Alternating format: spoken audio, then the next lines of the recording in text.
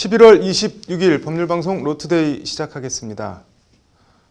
얼마 전 광주 북구 운암동의 한 어린이 보호구역 횡단보도에서 8.5톤 트럭이 만 4살, 2살, 1살 3남매와 엄마를 덮쳐 유모차에 타고 있던 2살 여아가 숨지는 안타까운 사고가 일어났습니다. 엄마와 4살 언니도 중상을 입었다고 하는데 CCTV 화면을 보면 도대체 이런 사고가 어떻게 났는지 이해가 안 가 아연할 정도입니다.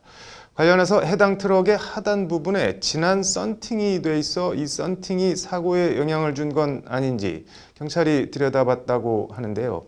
법률방송에선 짙은 불법 썬팅의 문제점을 지적하는 보도를 지속적으로 보도해드리고 있는데 창한지 기자가 취재했습니다.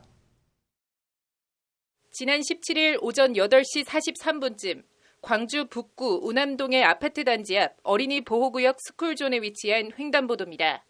신호등 없는 횡단보도인데 횡단보도를 넘어서 승용차가 서 있고 횡단보도 바로 앞에도 8.5톤 트럭이 정차해 있습니다. 그 사이로 2살 딸과 1살 아들을 2인용 유모차에 태운 30대 엄마가 4살 딸은 오른쪽 옆에 데리고 횡단보도를 건넙니다. 반쯤 건넜는데 상대편 차선에선 계속 차들이 지나가고 있어 3남매와 엄마는 일단 횡단보도 중간에서 멈춰섭니다. 그런데 신호가 바뀌어 승용차가 출발하고 트럭도 그대로 따라 출발하면서 순식간에 3남매와 엄마가 트럭에 깔리는 참변이 벌어졌습니다. 1살 아들은 튕겨져 나가면서 크게 다치진 않았지만 유모차에 타고 있던 2살 딸은 숨졌고 4살 딸과 엄마도 중상을 입었습니다. 왼쪽에 머리 유치원 그래가지고 정차장에 떴으니 거기에 타려고 피해자 얘기가 이제 타려고 관심이 있거든요. 그쪽을 쳐다봤대요. 그쪽을 관심 있게 보다 보니까 못 봐. 어이없는 스쿨존 횡단보도 참변 사고를 낸 트럭입니다. 전면 유리창 절반 가까이 하단 부분이 이른바 반사 썬팅이 되어 있습니다. 전면 유리창 하단 부분의 짙은 썬팅 때문에 운전자가 트럭 아래에 있던 피해자 가족을 발견하지 못한 건 아닌지 안타까운 의심이 들 수밖에 없습니다. 이와 관련 담당 교통사고 조사경찰은 법률방송 질의에 경찰도 그 부분을 염두에 두고 조사를 진행했는데 사고 연관성을 완전히 배제할 순 없다고 밝혔습니다. 아니 그것도 연관이 있다고 뭐 있을 수는 있겠죠. 아랫부분이 있으니까 연관성이 있다고는 보이시죠.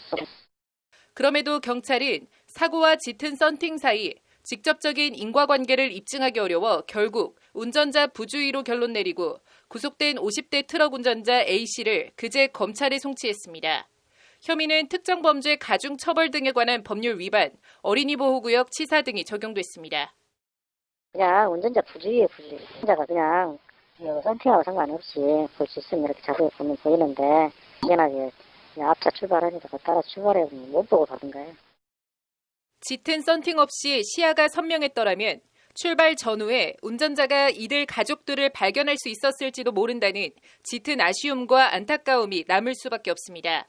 실제 전문가들은 가시광선 투과율이 40% 이하로 내려가면 돌발 상황에서 위험성은 높아지고 대처 능력은 떨어진다고 지적합니다.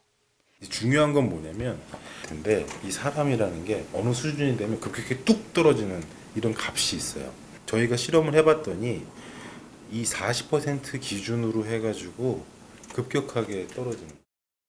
이와 관련 도로교통법 시행령은 앞유리창의 경우 가시광선 투과율이 70% 이상 되도록 규정하고 있는데 안 지켜지는 경우가 대부분입니다.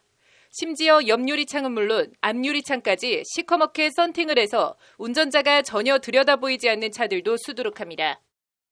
15%가 보통인데 혹시 그보다 더 어둡게 15% 전방을 15% 선택한 분들은 빨리 느끼고 35%도 좀 위험해요. 이렇게 차이가 많이 나니. 이렇게 불법 썬팅이 만연한데도 마치 불법이 정상인 양 단속은 사실상 개점 휴업, 손 놓고 있는 게 오래된 현실입니다.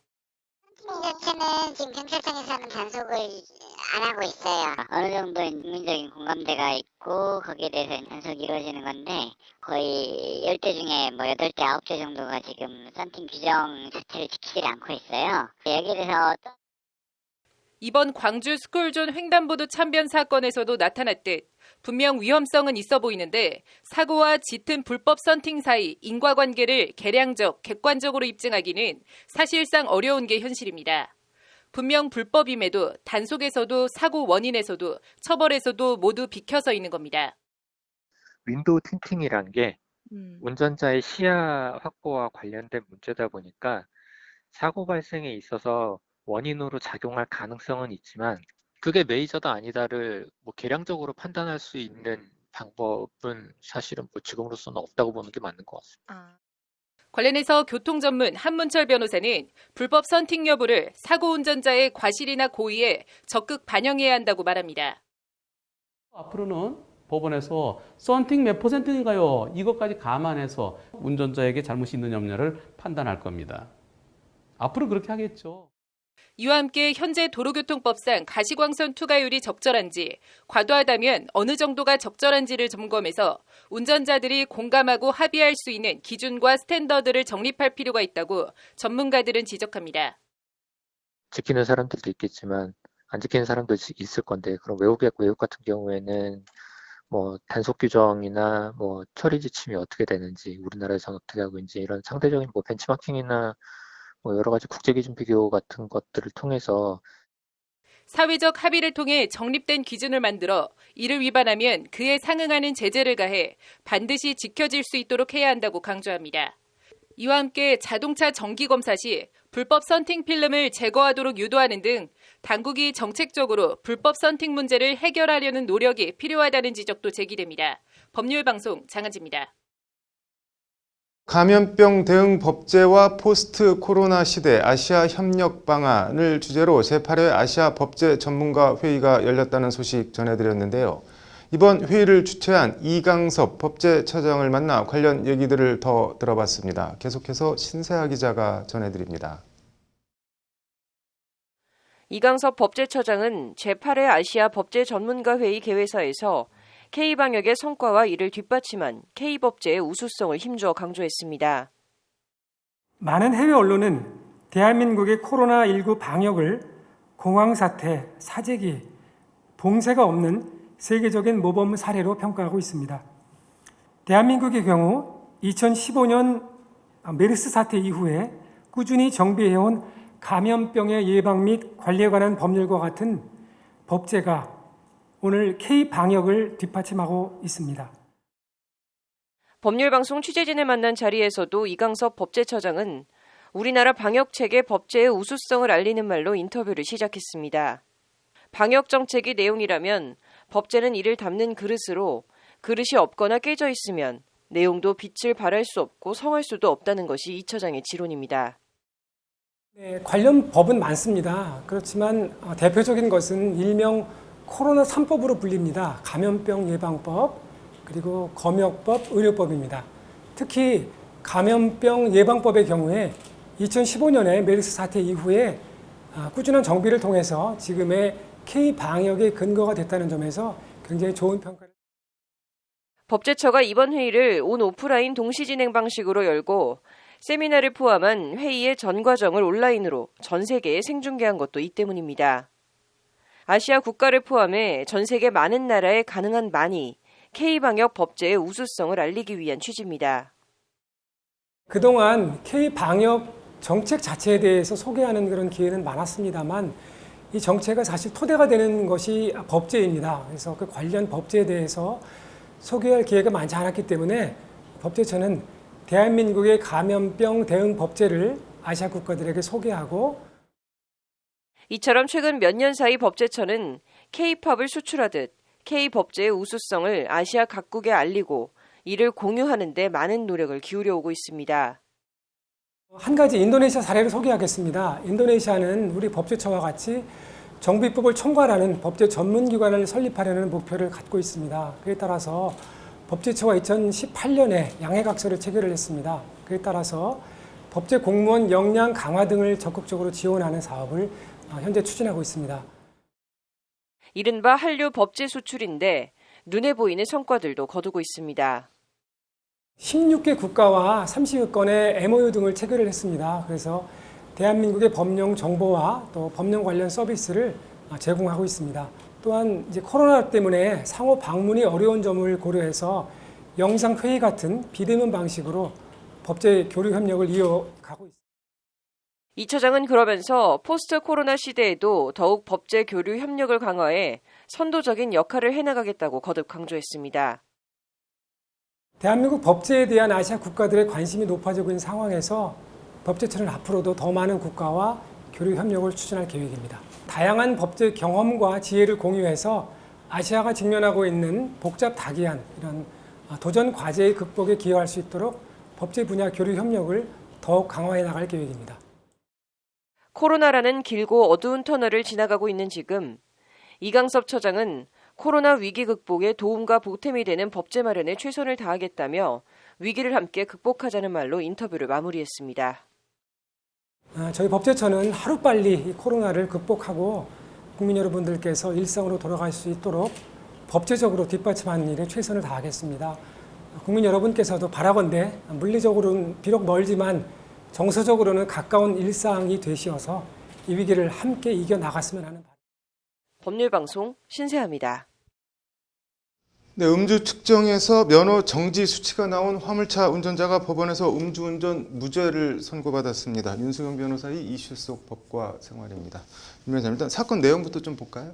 네, 그 운전자 A씨는 네. 지난해 4월 22일 오후 3시 50분경에 네. 인천시 서구 한 식당 앞 도로에서 네. 술을 마신 상태로 화물차를 운전한 혐의로 기소가 됐습니다. 네. A씨는 그 음주 의심 신고를 받고 출동한 경찰관을 따라서 네. 인근 지구대로 갔고 네. 음주 감지기를 3차례 불었지만 음성으로 나왔다고 합니다. 네. 그렇지만 이제 4번째 네. 음주 감지기를 불었을 때 양성 반응이 나와서 음주 네. 측정을 했더니 네. 혈중 알코올 농도는 면허 정지 수치인 0.054%로 나왔었다고 합니다. 네. 이게 0.054%면 면허 정지 수준 아닌가요? 네, 그 A씨가 네. 적발된 당시에는 그 음주운전 단속 기준을 강화한 네. 이른바 그 제2윤창호법이 시행되기 2개월 전이어서 네. 당시 면허 정지 기준은 네. 혈중 알코올 농도 0.05%였습니다. 네. 지금은 기준이 강화되어서 0.03으로 낮춰졌는데요. 네. A씨는 경찰에서 그 혼자 식사하면서 네. 소주 한 병을 시켰고 한 잔만 마셨다라고 진술을 했습니다. 이게 뭐 어쨌든 술을 마셨다는 거는 인정을 한 거네요? 네, 그렇습니다. 그 검찰은 네. 이를 근거로 해서 A씨에게 유리한 위드마크 공식을 적용해서 네. 계산한 결과 그의 최고 혈중 알코올 농도는 0.056%로 나왔고 네. 음주 운전 시점의 혈중 알코올 농도도 처벌 기준인 0.05%를 넘는다라고 하면서 네. A씨를 기소를 했습니다. 네. 위드마크 공식은 네. 그 마신 술의 농도, 음주량, 네. 그 체중, 성별 등을 고려해서 시간 경과에 따른 네. 그 혈중 알코올 농도를 역추산하는 수사 기법입니다. 네. 음주 측정 시점과 네. 운전을 하는 시점의 차이가 나서 네. 이것을 이제 보정하기 위해서 위드마크 공식을 적용을 해서 네. 운전할 당시에 혈중 알코올 농도를 산정하고 이를 바탕으로 음주운전 네. 혐의로 기소를 한 것입니다. 근데 왜 무죄가 나온 건가요? 네, 그 통상 그 네. 술을 마신 뒤에 30분 이후부터 1시간 30분까지 네. 혈중 알코올 농도가 상승을 하고 네. 그 이후부터는 다시 감소하게 됩니다. 네. 이 사건에 대해서 그 인천지방법원 형사 13단독 선민정 판사는 네. 검찰의 증거만으로는 A씨가 혈중 알코올 농도 0.05%를 넘은 상태에서 운전했다고 확신할 수 없다라고 네. 봤습니다. 선 판사는 검사가 계산한 A씨의 네. 최고 혈중 알코올 농도는 소주 한 병을 마신 상태를 전제로 산정한 것이라고 하면서 네. 피고인이 소주 한 잔 이상을 마셨다고 인정할 증거가 없기 때문에 네. 맞는 수치로 볼 수 없다라고 판단을 했습니다. 네. 그리고 이어서 피고인은 소주 한 잔을 마셨다고 진술했고 네. 실제로 그가 마신 술의 양을 알 수 있는 증거가 없다라고 하면서 네. 합리적인 의심이 없을 정도로 음주운전이 증명됐다고 보기 어렵다라고 무죄를 선고한 이유를 덧붙였습니다. 이게 뭐 좀 살짝 이해가 안 되는 부분도 있는데 소주 한 병 얘기는 뭐고 한 잔 얘기는 뭐고 이게 뭔가요? 예, 좀 복잡하실 수는 네. 있는데요. 그 형사 처벌과 행정 처분의 기준은 음주량이 아니라 네. 그 운전 당시의 혈중 알코올 농도입니다. 네. 네, 이번 사건의 경우에 네. 실제로 A씨가 네. 음주를 했던 시점과 네. 운전을 했던 시점에 차이가 있기 때문에 네. 단속을 한 시점도 차이가 좀 있는 거잖아요. 그렇죠. 네. 그 차이가 있기 때문에 실제로 운전할 당시에 네. 혈중 알코올 농도를 위드마크 공식을 사용해서 산정을 한다고 하더라도 네. 위드마크 공식의 경우에는 혈중 알코올 농도가 최고치를 네. 찍고 떨어지는 것을 전제로 되어 있는 아, 공식이기 네. 때문에 그런 부분에 있어서 이제 입증이 조금 불분명했다라고 볼 여지가 있습니다. 네.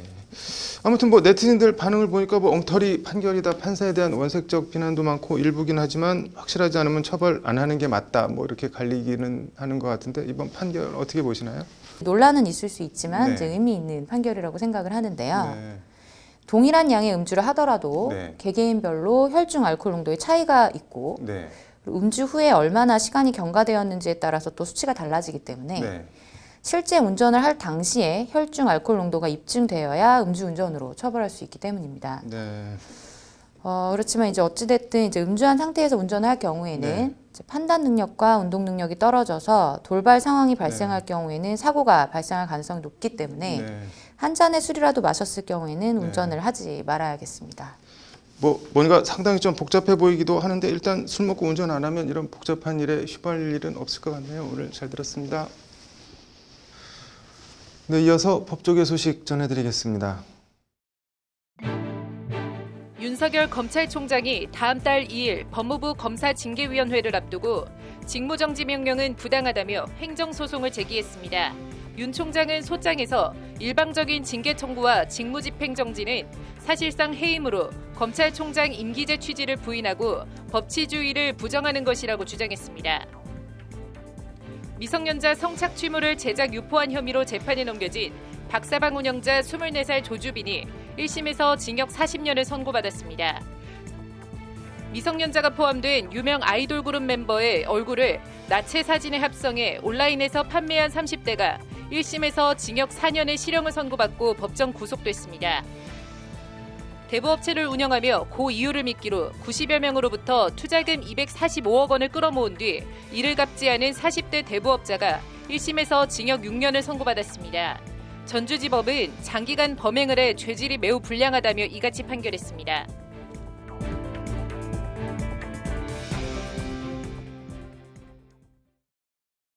(11월 26일) 법률방송 로투데이 마치겠습니다. 시청해주셔서 감사합니다.